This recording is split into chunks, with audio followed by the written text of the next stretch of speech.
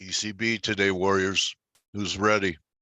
Hi, Michael Weissman, Michael Bergman, Bran, AJ. So what did we learn yesterday? A lot of people very critical of the Fed and the press conference, that there were a lot of inconsistencies, vagaries, etc. I'll tell you, the one most important to me, technical things that happened yesterday, was this. Okay, so I had this wedge line drawn before we got to the overthrow. So remember, yesterday I was talking about overthrows, Apple, it was the month for overthrows. There's an overthrow, and the NASDAQ was huge. The overthrow. So for the NASDAQ to get back to doing what the S&P did yesterday, it's all the way down at 13.6. So one thing I could say about S&Ps is that yesterday's low looks important to me. All right, metals getting killed, looks like we're headed towards this breakout line, something we've been talking about for a while. So let's see what it looks like in the next couple days. And of course, the yen just blasted yesterday afternoon. I want to go to the team.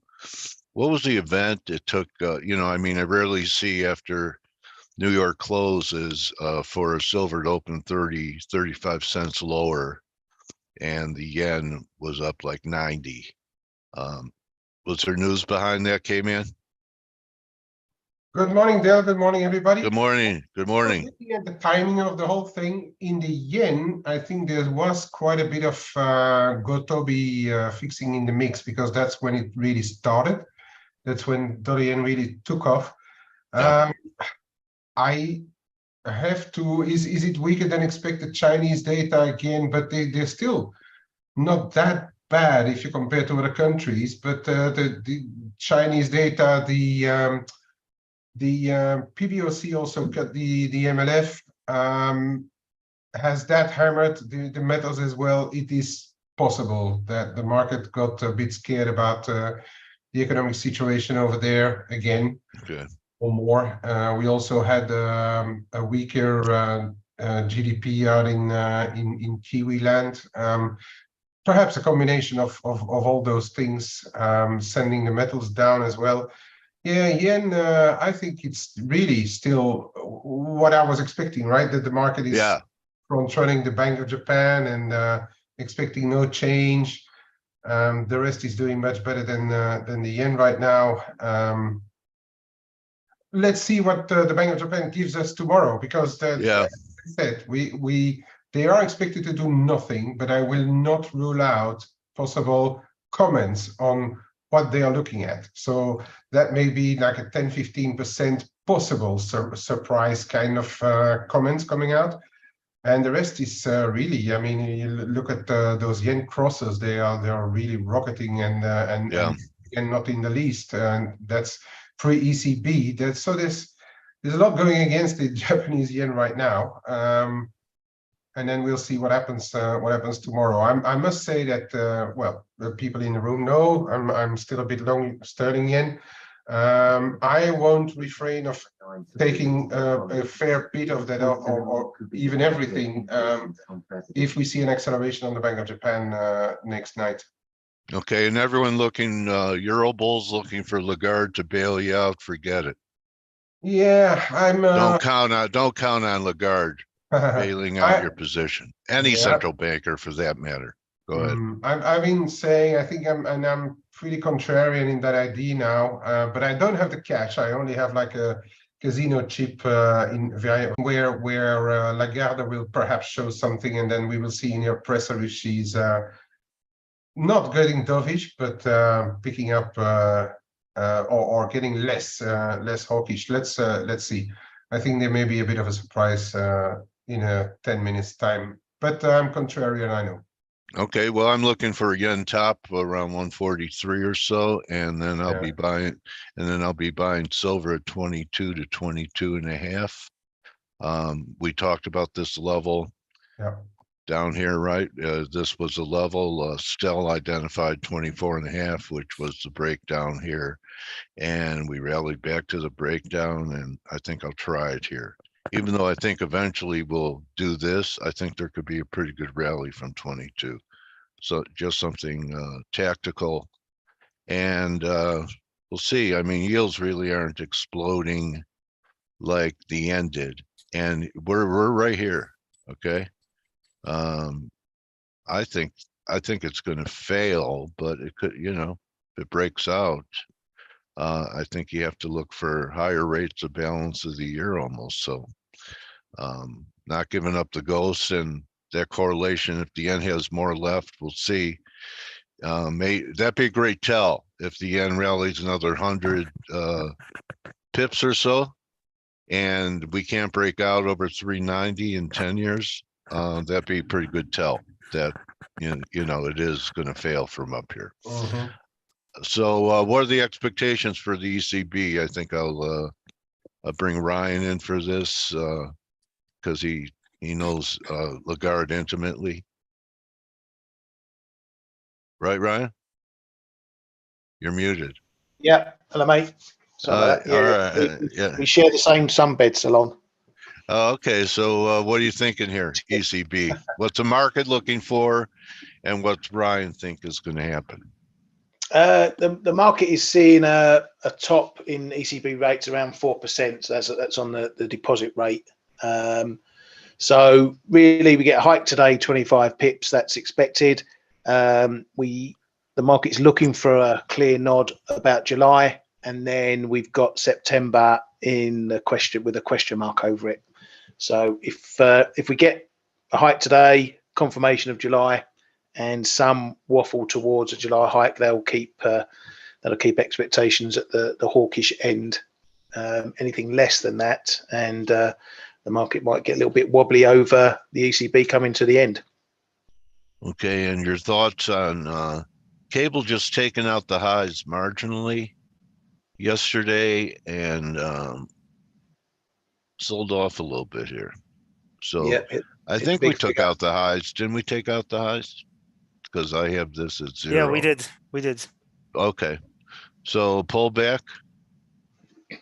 Yeah, little pullback. I thought we might get a bit more over the Fed, maybe down to 126 that was where I was going to dangle me rod. Okay. Yeah, I'm looking at Euro sterling for this one. You're looking to get long sterling on a pullback? Yeah, not this one. I'm looking at Euro sterling. I think if we get EG. Yeah, I think because we're obviously playing the ECB into the BOE, that's the cleanest pair to trade. Okay, so maybe we get, here's one. This was pretty deep out. The RSI wasn't great, but this low won't take out 30. A new low won't take out 30. Long from here, starting here. Yeah, but I think you got to look left, Dale. Good morning. You got to look left to November of last year. So just go into the daily chart, go all the way back, and you can see this is really, very key support. So Ryan, how are you playing it off of this level? What are your thoughts here? Well, I think that she's going to do a Powell and keep a hawkish tone. She won't want to let the doves in a crack of a door. So I want to sell a rally. We've got 3 levels. 87, 87.20 would be ideal. I'll bite your fingers off for that. 86.5, and if it's a bit mild, up into 86, anywhere into 86s. But you're not willing to get long ahead of the EC, for the next 45 minutes or so. No. You don't want to get long ahead of that. You want to sell into strength and get long some sterling. Yeah, because if they're not hawkish, then you're going to have both euro sellers and pound buyers, and we'll probably be at 85 in a flash, maybe even through it. And no, I don't want to be long on that scenario. Got it. Well, I'm sorry, Dale. I hate to jump in here. I just wanted to ask. Don't always jump in. Yeah. Well, what do you think as far as euro price action following the ECB? I mean, we're looking at the ECB is going to raise rates today, probably in July, and I think we're going to be looking about to figure out if they're going to raise in September or not. So do you have any expectations as far as you know, she's got to sound fairly hawkish today. I think if we know it, the market knows it, and it doesn't matter what she does to me, as long as we're staying under, you know, this 109 level. I still think we'll go lower. Well, the problem is and I just want to throw this out there really quick and then hear from these guys. But I mean, you got like countries like Germany that slipping in a recession. So I mean, you know, you start. I mean, you know, they're really going to end up pushing a lot of the Eurozone into a recession, if not already. So how hawkish is she going to be? I don't know. But anyway, that's. What do you guys think here? I heard Kman, you were saying something. Just looking at the price action, it feels like the euro wants to go higher. Whatever, we've come through all the data, really? all the Fed, everything else. We come through the economic data from the eurozone, and euro still looks bid. More on the dollar side being weaker, and I think that's going to be the kicker. It might be waiting to get over this event hump before it has a little bit of a rally. Okay, there's a different view. Takes two to make a market. That's right. And who else is with us? Steve, what do you think? I am. Okay, well, go ahead. You're Steve too. I am. No, I'm too. actually Stelios too. Yeah, you both are each other. Dale, while they're talking, I'm going to take over to do the live coverage part. Yeah, one go thing, ahead, man. Hey, one thing I want to say. First of all, Simon says very correctly, the silver smash was 1 hour before the data came out. So this was the typical most illiquid time of the day price hammer that we've seen so many times. Gold is now below support, so that's probably driving metals a little bit lower now. Gold 1840, I think, maybe next level. Silver 20 to Bitcoin 22 to 20. Yeah, Bitcoin's well at 25k. What I did want to say about yesterday's Fed, it's the classic. Don't do what I say or do what I do. They're saying that they're going to raise higher, but they're on hold. So I action. I'm like, well, the first step to actually go on pause is to go on hold, right? To skip. And yesterday's move for me is definitely not hawkish. I don't care where they put the dot plot. They can very easily next meeting or the meeting after pull it all back because, you know, data is coming in weak, which it will. So, you know, I look at what happened yesterday and I'm like, this was not hawkish, at least not in my view. Okay. Because it also wasn't credible. I'm reading a lot of stuff of how much credibility he lost and that he sounds lost. Yeah, I actually have to say I agree with Powell when he is basically indicating that they're not going to be cutting within the next 12 months. That is probably not, you know, this is right, I think. Unless there's a huge crisis of some sort, they shouldn't be cutting.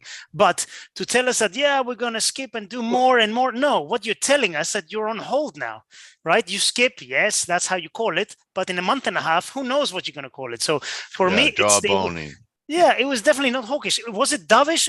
Probably not, but definitely not hawkish. My humble opinion, okay, and I know I've been controversial in the past, and I really do think that this is a pause and not a skip. But let's see. We have the ECB in like literally a minute. Sorry, I keep going. Sorry, carry on. Yeah, you're on an FOMC rant, which is great. Let's do that in like 7 minutes or so, because I'd love to hear everybody's opinion because we just got yours about the Fed.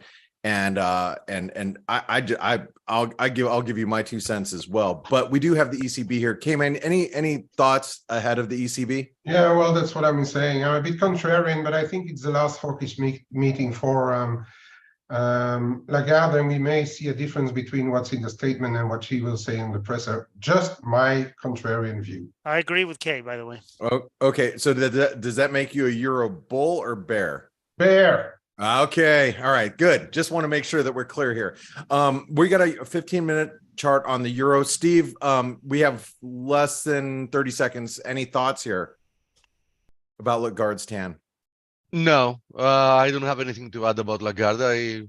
I thought I would comment about the FOMC as well, but okay, great. Then we will get your commentary in just a few short minutes. So let's we got the ECB. Watch the euro sterling. I'm not going to keep that on the screen. I'm just going to keep the euro dollar on the screen. Also, you know, some of these euro crosses, euro yen is up towards really critical resistance as well. We can go reference that as soon as this comes out, but here we go. They are going to raise rates, obviously. Yeah, it looks like everything's 25. in line. 25. Yep, in line. Yeah. So They would not surprise. There was no reason to. No. So we're gonna have to wait for the presser. That's gonna be the big move. And by the way, I'll just reference, since you guys were talking about the yen a little bit earlier, it looks so weak, and you know, I've played it so poorly recently. But you can see the euro yen up against critical resistance, channel resistance, in my opinion, 127% extension. So I wouldn't, you know, try to fade it here, but if it you know, follows this channel, then it's, you know, going to knock its head up against it. So just something to keep in mind. Okay, let's forget that. Let's go into the Fed. I'll give you my 2 cents, but we got to finish Stelios. Let him finish rambling here. No, my rant was done. No, we want to hear more. Please, please dish it out. How do you really feel? How do you really feel about the Fed? I said very clearly in a squeaky voice exactly how I feel. So maybe we'll go to somebody else. You know, it's like I almost think you need a therapist for these FOMC. Can I just jump in quickly? Can I just jump in quickly? They've hiked their inflation forecasts by a pip for each year. That was something I mentioned in the chat room before. That's the wonky version of the dot plot for the Fed. If the ECB want to show sticky inflation and the reason why they'll keep rates high for longer, they'll rise. They'll keep the inflation forecast high, and they've done that. Isn't it amazing? They're going to be wrong on inflation on the way up, and they're going to be wrong on the way down. It's amazing how they do it. I really cannot believe it. Nice call, Ryan. Ryan called this pop. All right, great call, Ryan. And let's see if that euro sterling is bouncing off of that support. I'm sure it is. Pretty good, actually. Oh yeah. Right off of that support, the big pivot there. Okay, back to the Fed. Stelios, you have nothing else you wanted to mention there? Because I had to interrupt you for the ECB. No. So I was finished, really. I mean, I just think it was not hawkish. That's okay. And the market took it as being hawkish, but I disagree. Okay. All right. So you disagree with that. Ryan, what oh, you know, Ryan, stand by for a second. Steve, what is your thoughts on the Fed? Because you have some. As usual, in general, I agree with Stelios. There is a very big chance, in my opinion, that pausing is going to be permanent, right? Meaning having to do with the hiking cycle, right? Right. I think there are much higher chances than people might understand that there might not be another hike. Although, as I've said, in the grand scheme of things, one hike more, one hike less, it will make very, very little difference. So now what is more important is how long they manage to stay here, and if they keep on pretending that they're going to be resuming the normal, let's call it normal path of quantitative tightening before they actually completely reverse. So I don't think it's that important to assume if we're going to have more hikes in the months ahead, but actually to see if we can manage not to get cuts and the reversal from quantitative tightening to quantitative easing. So it's interesting you said until they fully reverse. How about, and let me throw this out there, you know, we've really, I think it's kind of proving itself right now that we were in extraordinary measures for years and years and years, keeping, you know, Fed funds, you know, basically at zero. And they did it obviously way too long, created this inflationary issue. You know, rates shot up like a bat out of hell to fight inflation. We're sitting here, and thus far, now I know you guys will probably argue this point, but thus far, it seems like the US economy, maybe not other economies, but the US economy is shrugging its shoulders pretty much. I know there's some weakness probably coming, but what I think the US economy is trying to express is that it can take higher rates. How about if 5%, or, you know, give us, you know, give or take, you know, 1%, let's call it 4% or 6%. You know, this 5% level ish, 5 to 5 3/4 is the new norm. And that would be amazing, but I'm afraid that's not going to be the case. That would be amazing because we know that an economy, in order to function properly and not to have malinvestments and several other catastrophic long-term issues, needs normal rates, and 0% is not normal rates. 0.5% is not normal rates, right? So that would be amazing. But I'm afraid that after like almost 15 years of catastrophic monetary policy, and if you add to that the years that were pre-financial crisis, where they hadn't actually cut to 0, but they did cut to 1% and leave it there for a long period of time, have created economies that are extremely vulnerable to what traditionally and historically was normal rates. I hope I'm wrong, but I don't think they will be able to sustain that. And I mean, they could say that, listen, we want to finally normalize rates and we're willing to take, the hit and to bite the bullet and go through the pain until the economy attunes itself to what was a normal environment. But we know that politicians don't like that, right? Because somebody has to take the blame. So I'm afraid it's a matter of time. It's a matter of time for them to go back to, to this type of, crazy monetary policy. As I said, I hope I'm wrong, but I doubt it. So you think, and this is just a long-term chart of the Fed funds rate. So you think we're going to eventually drop back towards 0? Yes. Really? Okay. Yes. Interesting. Okay. I agree. Okay. Stelios agrees. Let's hear, Ryan, what are your thoughts here on my question? Sorry, mate. Can you just repeat? I've just been looking at all the ECB stuff, and I don't feel like it. I'm sorry. No, I'm just saying, what if somewhere around here is the new norm, like around 4 or 5% or maybe 6% is the new norm for the Fed funds rate? Because this is the first time we've seen inflation in like since I was trading, since back here. So that's that's what I said earlier this week, or maybe I can't remember, last week or whatever. Yeah. Everyone's looking at the neutral rate thinking it's 2.5%, 3%. What if it's not? What if the neutral rate is going to have to come higher? Yeah, to 4%, like 4 to 6. It's something the market's not even thinking about at the moment, and I think that's going to catch a lot of the market out. I mean, the Fed put their longer term interest rate projections at 2.5%, which we can sort of mark as their neutral rate. I think that's going to be key to look over the months ahead, and particularly into the end of the year, when we know where rates are and where inflation is after a good amount of time. If they start raising the neutral rate, then that could be another tailwind for the dollar, because then we're going to be playing a game of who's not coming down on rates or who's not coming down as far on rates. And I think that's the big trade for the latter part of the year and early next year.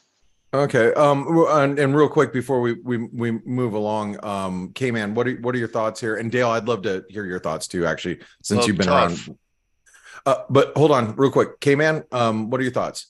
Yeah, I think we may have a period of higher rates, but I don't think it's going to be 5.5 or 6 or whatever. That may be the top, somewhere around 5.5. But I think if inflation comes back down enough, they are probably going to go back into the 4s at least. But I don't see them go very quickly this time back to the 2.5, 3% neutral rate, because unless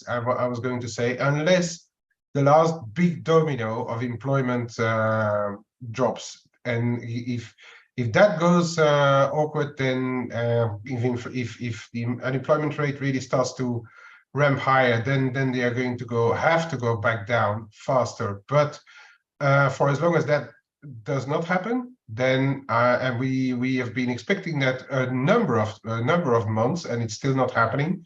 Yeah. Then I think we are going to have to reckon with higher rates. Yes. It's interesting where I live, just, home buyers, and we could, even the Fed actually, even Powell referenced the housing market yesterday, and he's noticed the FOMC has realized the tick up in home buying. And I think, buyers are becoming more,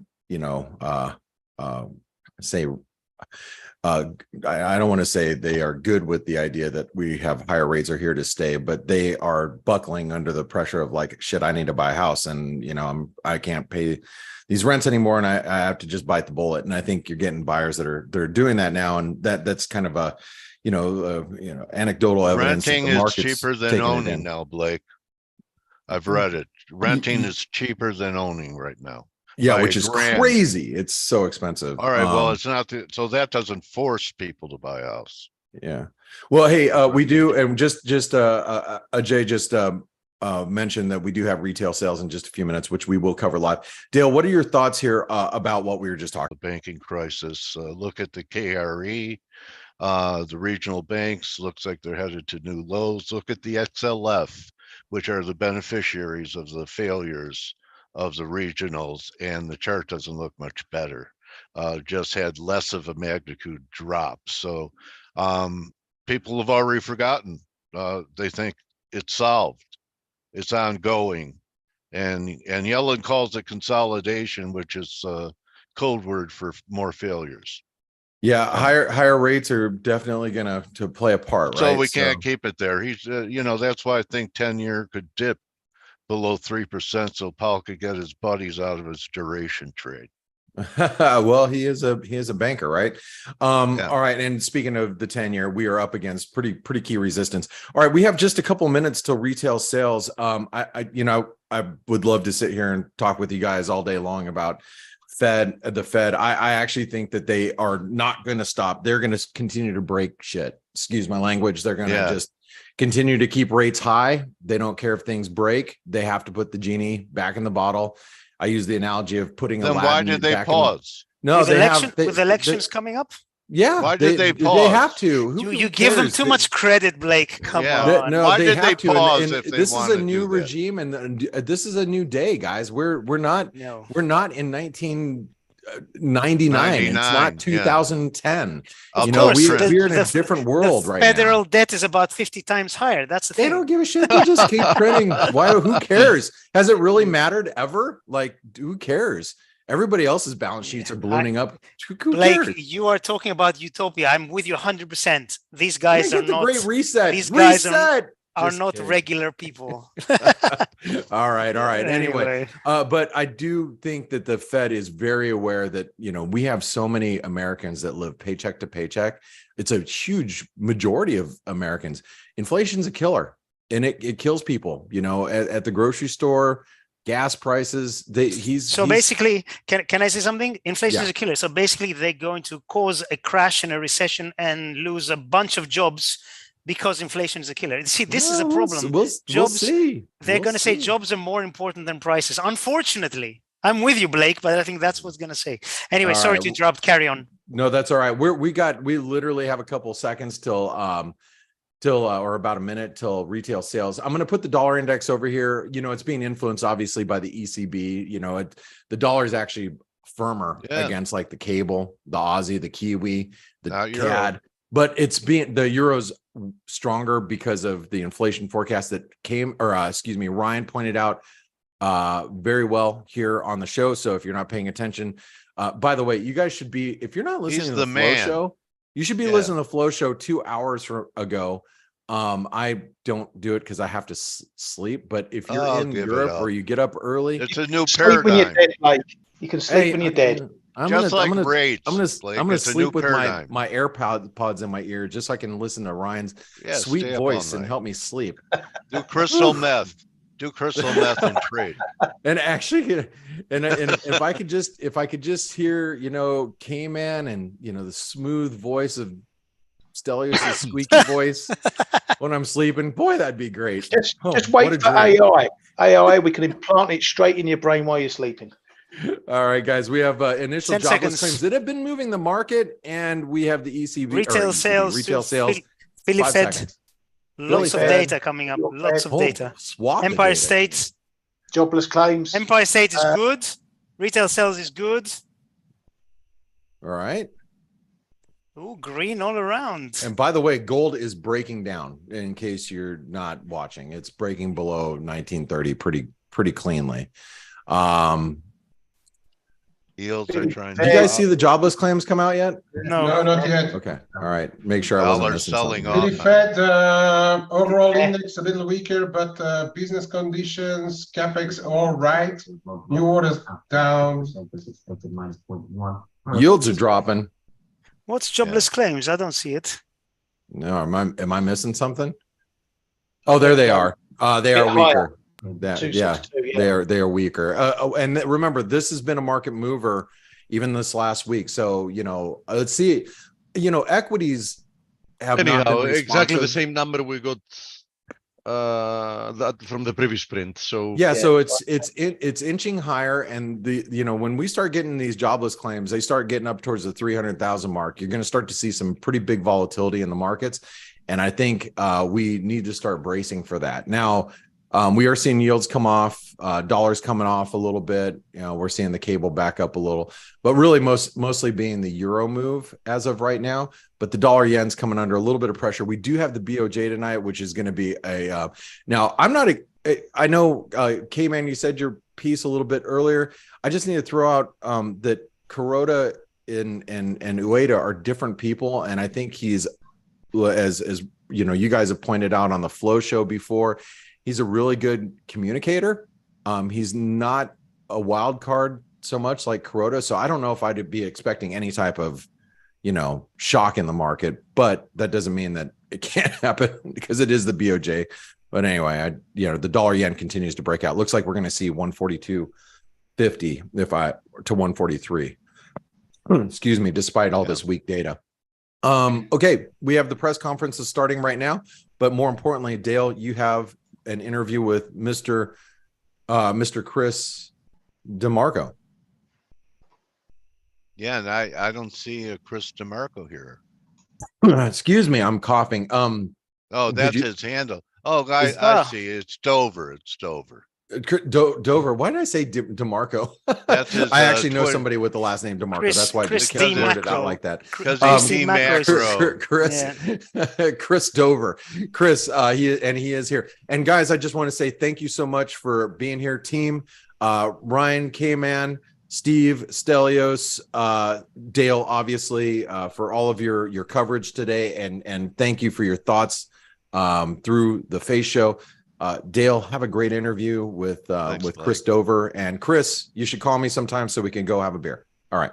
I said my piece. All right. There you go. There's a little invitation for you, Chris. Welcome back to F.A.C.E. Hey, Dale. Appreciate And thank you you, Blake. coming. Hey, buddy. Yep. Yes. Appreciate you being here. What's top of mind? A lot of things going on. You want to talk about what you're doing for traders, or you want to talk about what you're seeing in the markets? Your call. Let's go for what's going on in the markets, because that is we're busy in it right now, right? Okay. Shall So I take the screen? why don't you put? Yep. All right. You're very active on Twitter, and it seems like you're trying to educate some people on Twitter.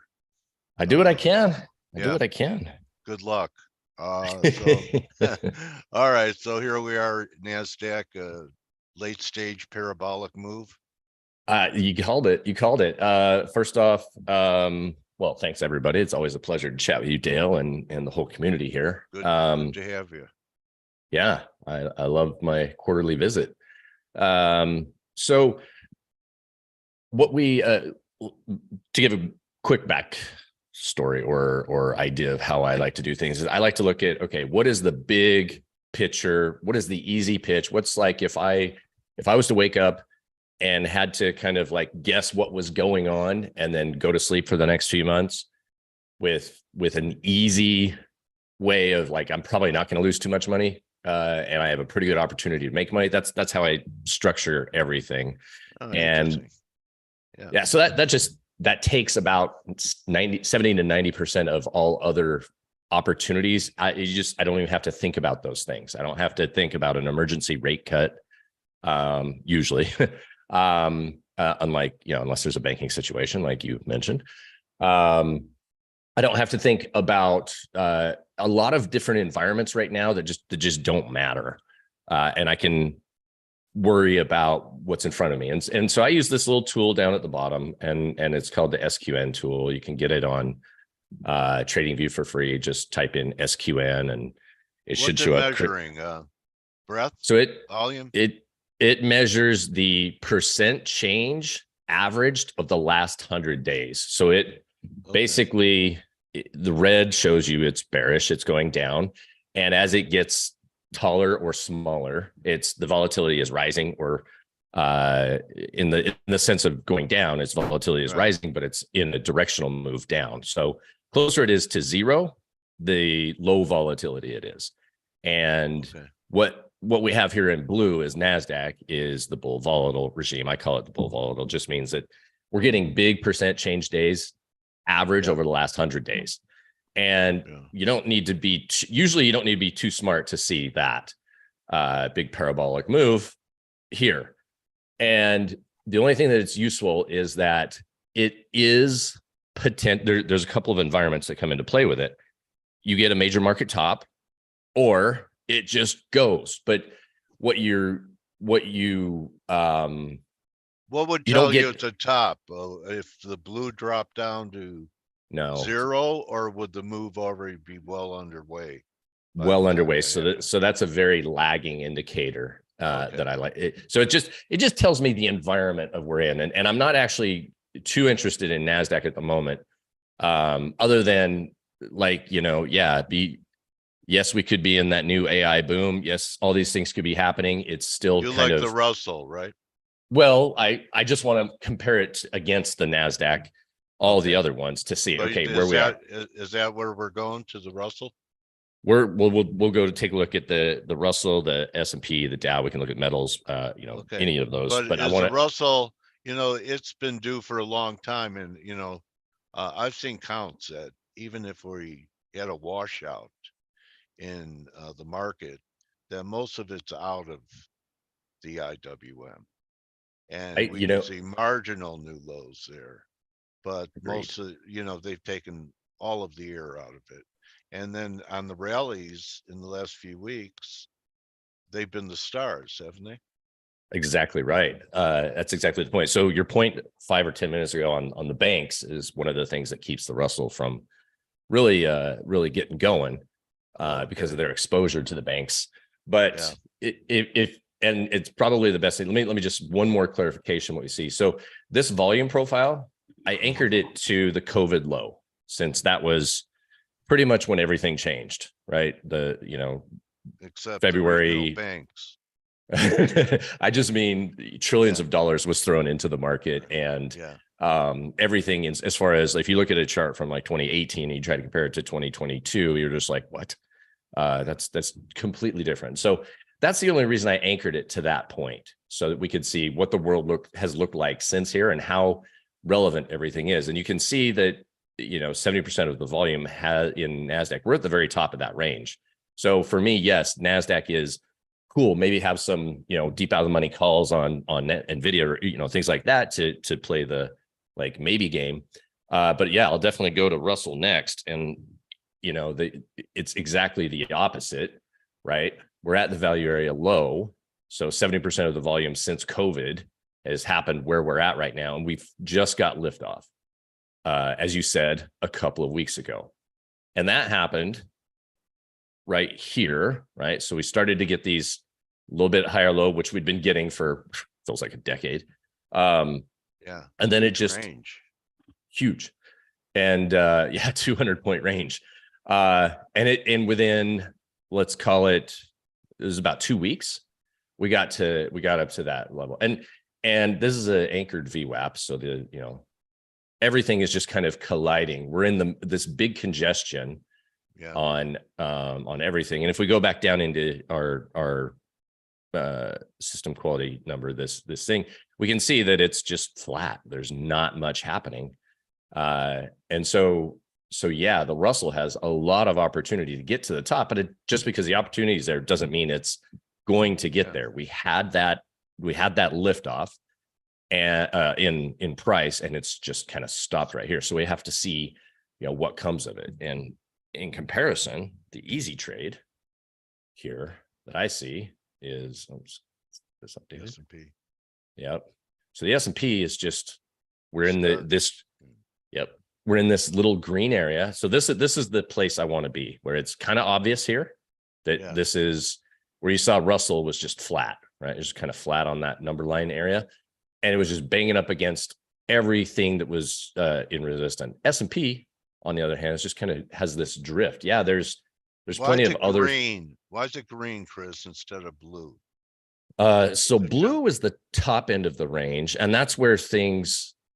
So I call it bull volatile, bull quiet, neutral, bear quiet, and bear volatile. What do you call it? Green? I call green it is money. Yes, that's a better way to do it. I should change it. Go ahead. I should change. No, it's easy. It could be changed to easy. It could be and like one of the easiest characteristics to understand when you're in that environment is everybody starts complaining about buy the dip and that it's working. Like the easiest trade and the most fun environment. If you say, hey, do you just want to be right and not really care if everybody thinks that you're wrong and make a lot of money and do it really simply for the next couple of months? Does that sound enjoyable to you?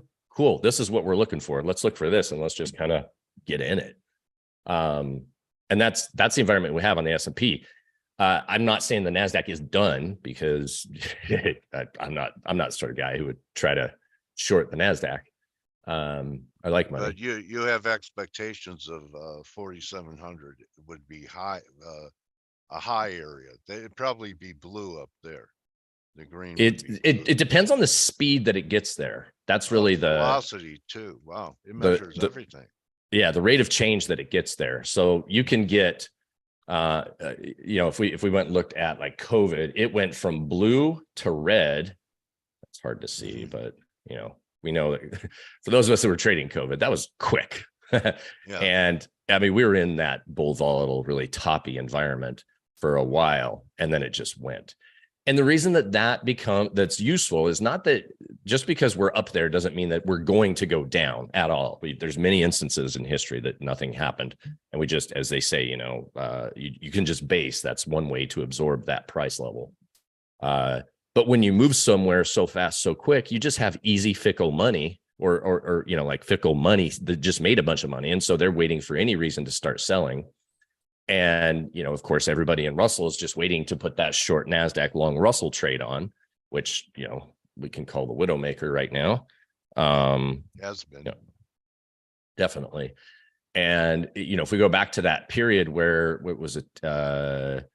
Here was when this 23rd, 24th, right in here, Friday, right after Russell took off, this guy, NASDAQ started to relax a little bit, and then it didn't. And so I think there's a lot of eyes on Russell at the moment. Everybody's really kind of just waiting for Russell to get going. And we all know what happens when everybody's focused on the easiest trade. So you trade. mainly focus on stock indices? Is that what you do when you're working with your people that are subscribers?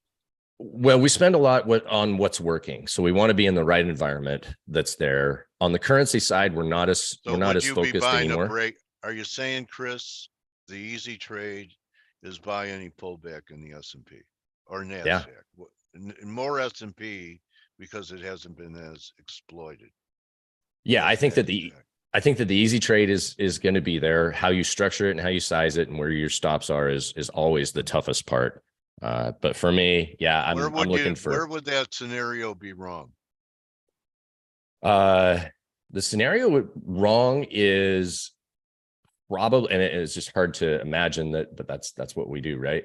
You have to imagine it. Back under 42.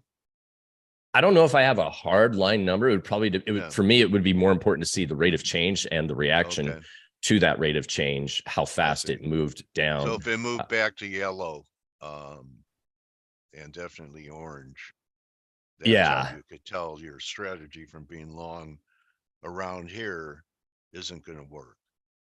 Yeah. And then probably the more important thing that I would be looking at is I like to look at the 10-day Let me just throw this one up here real quick. This is the 10-week average of the NYSE advancing issues. Yeah. And so what I like to see is when if I'm in this area in here down below 1200, this is just a simple 10-period moving average on the ADV symbol, if anybody's interested. And you just turn off the price. Like, that's messy. But I want to see the 10-week average. And typically when we get a move below down in that 1200 area, that's where a major market bottom has happened for me. And I am either expecting an imminent crash to capitulate the bottom or just things to turn. And so the last time we had that was in October of 2022 and March of 2020 and December of 2018. And so we can go back into these big periods of time. Remember the flash crash and US debt downgrade. And even if we look at global financial crisis, it never got as low as these areas. So, and then ideally what I want to see is I just want to see it hang out in the middle here. Okay. All right. So that's, for me, that's what I'm looking at. I'll leave with one last idea here, and that was gold. And gold, for everybody was just really excited about gold, and you see where it ended. Everybody except Dale, smart. See, yeah, because we're in an area where it makes a lot of sense, right? Everybody who was super excited, everybody's always excited up here. We got our little ticks of blue up in there, so that just says, okay, we're at the top of that range. And we're getting blue. Okay, that's likely where it's either going to have to do something spectacular, which some of us remember gold doing in the past. But most likely what's going to happen is it's not going to do something spectacular, and it's going to continue to break everybody's heart. And then do you have a buy value area in gold? Well, I want to see how it reacts at the Fibonacci levels. And it held and it stopped at the most recent, at least from the March level.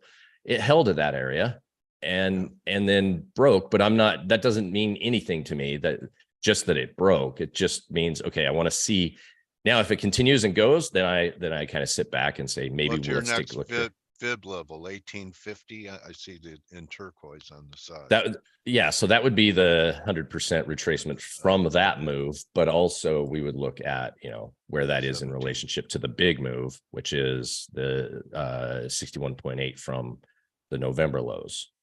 Okay. Right. So if I'm a buyer in there, I want to see first how this reaction is, this March to May.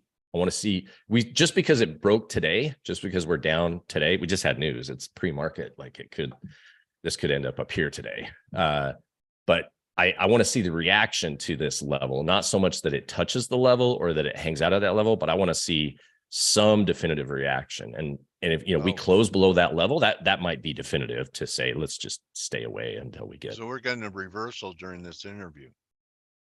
Yeah. Because I'm not looking at my screen, because we were down about 10-15 last night. Okay. Yeah, we're down. We're at what are we at? 1944 right now. Yeah, 1945, and it looks like it's starting to move. Okay. Yeah, there you go. All right. Yeah. So that's definitely people who thought 61.8 was going to be that super important level all sold. They're off the books now, right? Now they're going to have to chase if this thing goes. And that's why I don't focus on the level itself, but the reaction to that level. Okay. I just missed a lot of trades doing interviews.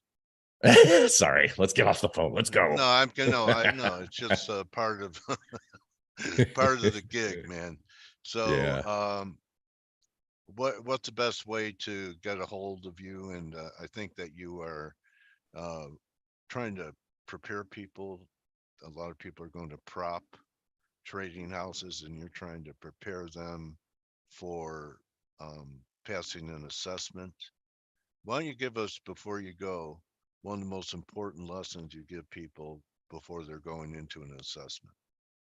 The most important lesson in an assessment is don't do it. Well, I'll give you two.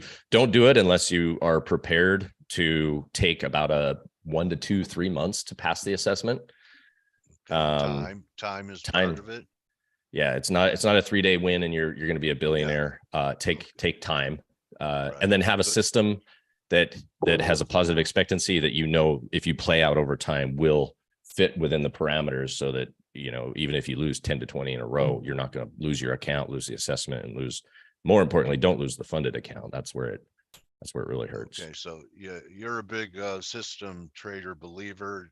Discretionary trading is just too inconsistent.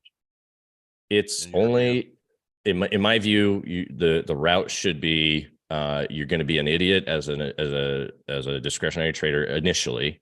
Get into systems so that you can build a framework and do good, and you may never have to leave systems trading, but eventually you'll add some discretion on top of that, and that's where it really works. But you got to keep your position sizing and risk management in place, and you learn that in the systematic side of your trading career. Learn from your system. Okay. Yeah. Great tip. So don't rush and learn. You get to learn your system. All right. Totally. All right. Great advice, Chris. All right. Thank you, Dale. Right, free. Well, let me pump the free newsletter. I write a newsletter every day. You could show it. Sure. PollinateTrading.com is the site. It's free to sign up for the newsletter, and I write every day. And especially when something's really big and exciting, I'll spend a lot more time writing about it. But you know, a day like yesterday, everybody knew the news, so I didn't really need to come in and say, "Hey guys." He's prolific. You know, he tweets prolifically, he writes prolifically. Chris is living and breathing it. So you can learn from a guy that's been there, and Chris has been there. Right? And I'm you have your Dale's, teeth kicked out. You've had your teeth kicked out a few times, right?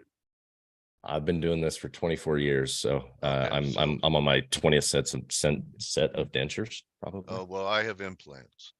So smart. Anyway, buddy, it was great. It was great catching up with you.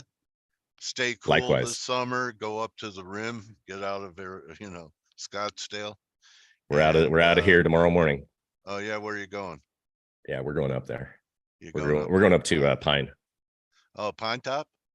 No, Pine, the little small town of Pine, just outside Payson. Oh God, yeah, I love it up there. All right, Chris Dover, everyone, and you can follow him at Chris D Macro, and go to his website, sign up for his newsletter, and maybe you found a mentor. Say hello to Chris. All right, buddy. So good hunting until I talk to you again. Enjoy your summer. And we're all, the whole team and everyone here is rooting for you and the people you work with. I appreciate you, sir. All right, buddy. Thanks very much. That's a wrap, everyone, for F.A.C.E. We'll see you tomorrow, TGIF, and you could join the team in 22 minutes for the morning edge. Don't just count your pips, count your blessings. Adios. Thanks again, Chris. You're welcome, AJ, Barry, all you guys. See you, Sinatra.